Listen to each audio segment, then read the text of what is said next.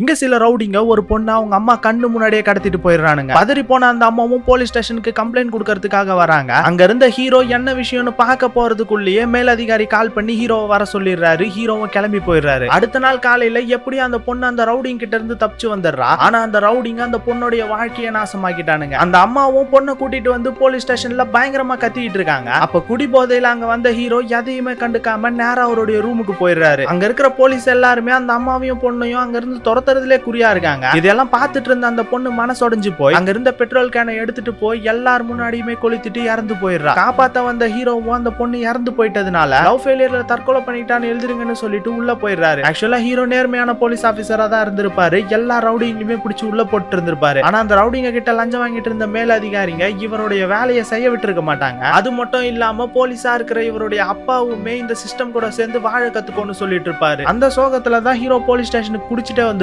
இந்த சம்பவத்துக்கு அப்புறம் ஹீரோ எல்லார் முன்னாடியும் தன்னை ஒரு கரப்ஷனான போலீஸ் ஆபீசரா காட்டிக்கிட்டு நைட்ல பஹீராவா வேஷம் போட்டுட்டு போய் குற்றவாளிகளை கொலை பண்ண ஆரம்பிச்சிருப்பாரு. இப்ப அதே மாதிரி அந்த பொண்ணோட வாழ்க்கையை நாசமாக்கணும்னு தேடி கண்டுபிடிச்சு கொண்டுறாரு.